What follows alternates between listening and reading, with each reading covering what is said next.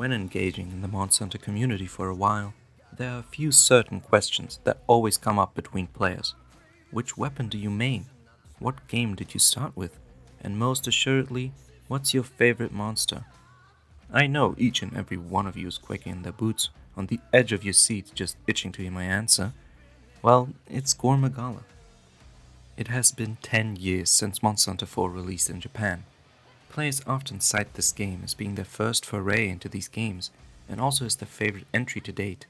You all know what I'm going to talk about, so I won't dilly-dally any longer. Come join me as I take you on this short excursion into why I love Gore Magala, and why you should too.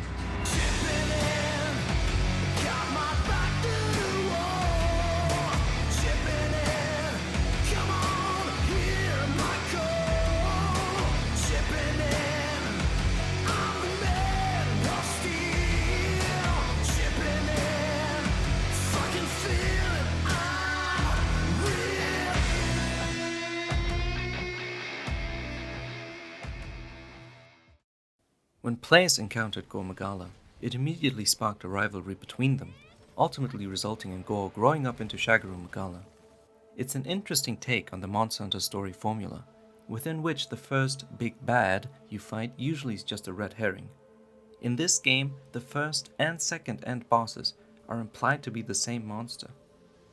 As to my first introduction to Gore, well, it was in Sunbreak.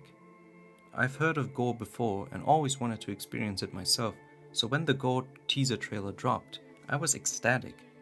So was my friend. Yeah! Gore! It was during Sunbreak that my appreciation for Gore bloomed, which is why I wanted to make a video dedicated towards him. Oh, and it's been my goal, since his release, to have him logged as my most hunted monster in Rise. Let's see if I can do that. The very idea behind Gore Magala is fascinating. You have a terrifying monster that brings about a maddening disease to anything in its vicinity. Reintroducing the Frenzy virus in a game that deals with similar diseases in both the main game with the Rampage and DLC with the Curio just fits perfectly. While other monsters are not affected by the Frenzy virus in this game, you, the player, are. For anyone who doesn't know, once you are infected with the Frenzy virus, it will slowly start progressing until you are fully consumed by it. When that happens, you lose your ability to passively heal, and Gore's frenzy attacks hit harder, a lot. The only way to quite literally fight the virus is to land hits on the Magalas. And if you manage to stave off the virus long enough, you get rewarded a buff that instead increases crit chance. Another great detail about Gore is that you can capture him. Why is that special, you ask? Well, because it automatically classifies him as not an Elder Dragon, because Elder Dragons can't be trapped. Only once he sheds his skin, grows up, and turns into a Shagaru Magala is he considered an Elder Dragon. Try thinking of other monsters that, in lore, grow up or mature into something more powerful the way that Gore does. I can only think of regular and white Fatalis off the top of my head, but even that is slightly different. And what's more is his fight is very interesting in structure. Want to cut his tail? You can try, but you'll have a much harder time when he is not enraged, because his wings are covering his tail. Wait until he enrages and moves up his wings, or break them so they are too short to get in your way. Need to farm feelers for his equipment? You'll have to wait until he frenzies and extends them. Oh, don't forget to break all 4 of his forearms. Notice something? There's a lot of different things to do while fighting him, which makes it very engaging to do so. Especially when playing with others, since you will all have something different to focus and work on. Gore is far from the only monster who's this engaging to fight, but what kind of hunter would I be if I didn't appreciate the devs giving different weapons and playstyles a reason to go for different parts?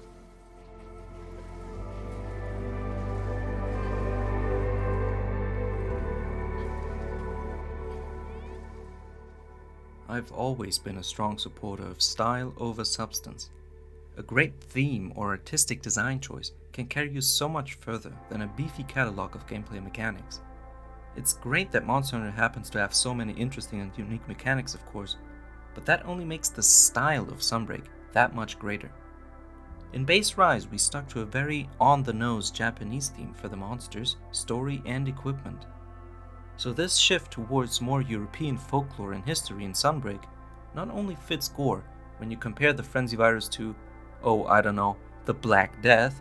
No, the Monster Hunter Portable team at Capcom also decided to crank their swagger up to 11 with this DLC. From various striking visual effects to cinematic, almost anime-inspired stylistic choices in both monster design and attacks, this DLC quickly pushed Rise to be my favorite game of the franchise. Yes, really. It might just be my inner edgelord speaking, but a raven black monster with almost neon purple accents, a feathery cape, and a frenzy-inducing disease might just be the coolest concept in Sunbreak.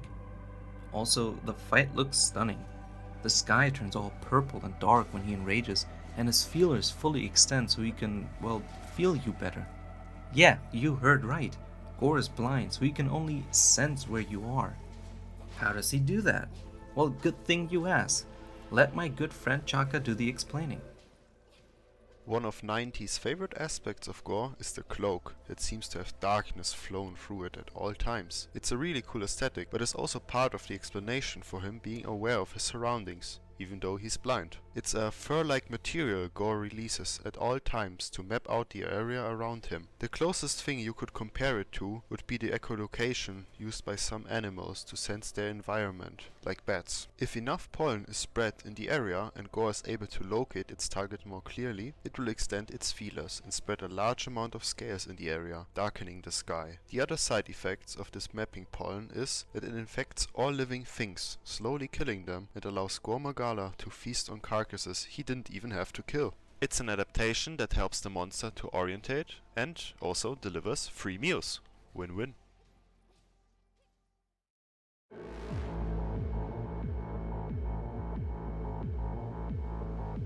If you're a stickler for awesome armor and weapons, Gore won't leave you disappointed.